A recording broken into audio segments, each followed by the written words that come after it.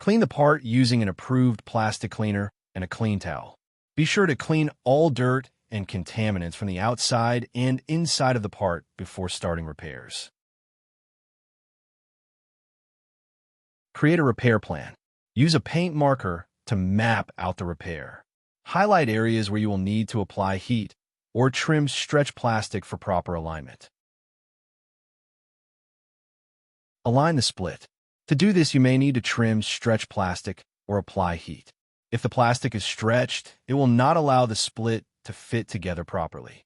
Stretch plastic can be indicated by a discoloration of the plastic in the damaged area. Use a razor knife with cut-resistant gloves to remove the stretched plastic. Heat will likely need to be applied to aid in the alignment process. Warm the area with a heat gun and use the push tool to align the plastic. Secure the split. Use the aluminum weld support tape to ensure the split stays properly aligned during the repair process. Use firm pressure to apply the weld support tape to the outside of the part. Channel the split. Use a die grinder to trace the split. Channel through about half the depth of the plastic. Fuse weld the split. Use a plastic welder and the easy weld strips to fuse weld the split together. Hold the welding rod at 90 degrees to the part. Direct the heat from a welder at a 45-degree angle evenly between the part and the welding rod. Apply downward pressure on the rod as you apply heat to the weld junction to ensure a proper fusion. Remove the weld support tape. Sand the area with 120 grit on a sander to remove the paint for the welding and filing processes.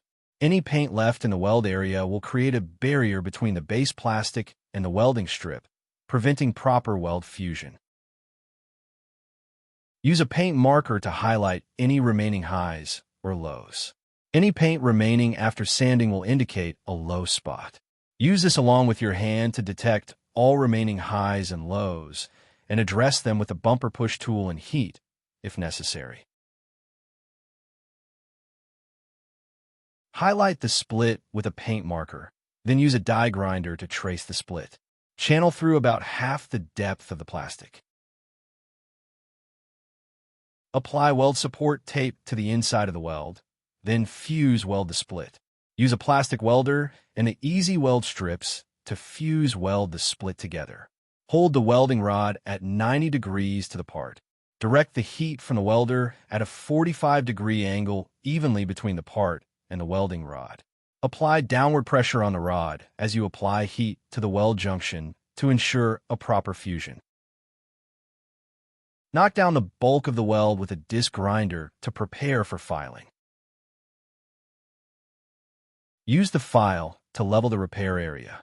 The file will only cut in one direction, the direction the teeth of the file are pointing. Use long linear strokes to knock down the weld and to ensure the surface of the bumper is even and flat. Make sure all the paint in the area to be filed is removed. Contact with automotive paint will cause the file to go dull prematurely. Be careful not to damage or distort any feature lines of the bumper during filing.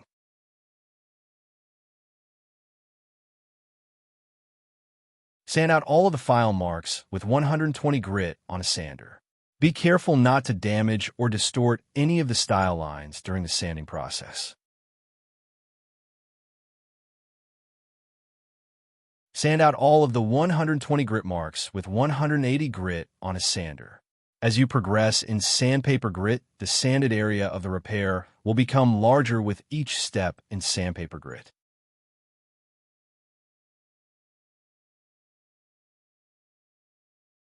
Sand out all of the 180 grit marks with 220 grit on a sander. Sand out all of the 220 grit marks with 320 grit on a sander. Use the sander to feather the paint edges, making the transition from bare plastic to original paint as smooth and gradual as possible. Use the disc grinder to knock down the inside weld. The goal is to only remove as much of the weld as is necessary for the proper fitment of the bumper. Finish the inside of the repair by sanding with 120 grit on a mini sander.